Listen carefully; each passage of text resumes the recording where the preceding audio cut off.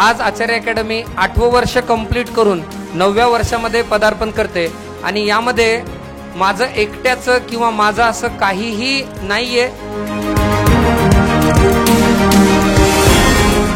बारामतीच्या रूपानं अख्ख्या देशाला एज्युकेशनची पंढरी करण्याचं काम आणि हा जो काही मोठा आदेश भगवंतांनी आपल्याला दिलेला आहे तर तो आपण फॉलो करत चाललेलो आहोत।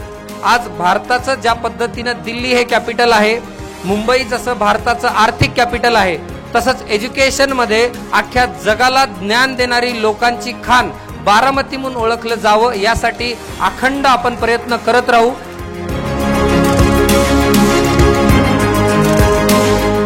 म्हणजे आपला आचार्य अकॅडमीचा विद्यार्थी देशात प्रथम यावा, केवढी जबरदस्त इच्छाशक्ती आणि त्यामुळे त्या इच्छाशक्तीला त्यांची इच्छाशक्ती त्यांचं एक स्वप्न पूर्ण होण्यासाठी आम्ही सगळे पालकवर्ग, विद्यार्थी नाही पालकवर्ग म्हणजे तुम्ही प्रयत्न करणारच, म्हणजे तुम्ही पहिले येणार की पहिल्या रँकमध्ये सगळ्या तुमची लिस्ट म्हणजे येणारच आणि त्या दृष्टिकोनातून प्रयत्न आम्ही सगळे करायला पाहिजे।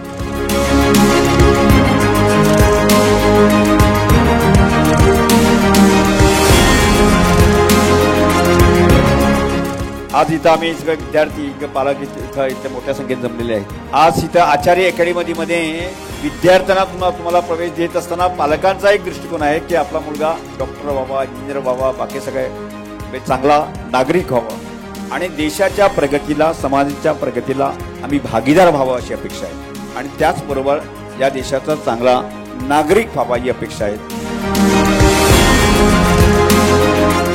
खरी ताकद जर काय असेल आमची तर ते आमचं असेट म्हणजे आमचे विद्यार्थी जे भविष्यात देशासाठी काहीतरी करतील, या जगासाठी काहीतरी करतील आणि तत्पूर्वी आपल्या आईवडिलांसाठी काहीतरी करतील।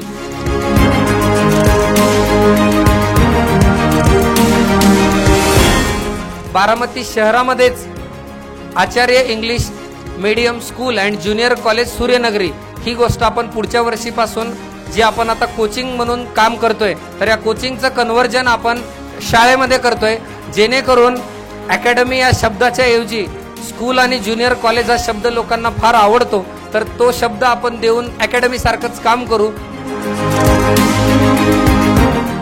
पूर्णच आचार्य अकॅडमीचा एंटायर स्टाफ जो मला वाटतं माझ्यापेक्षा जास्त जर कोण डिझर्व करतं या कंपनीला ग्रोथ करण्यासाठी तर मी सोडून ही माझी एंटायर माणसं आहेत की ज्या माणसाच्या बळावर मी आजपर्यंत इथपर्यंत येऊ शकलोय।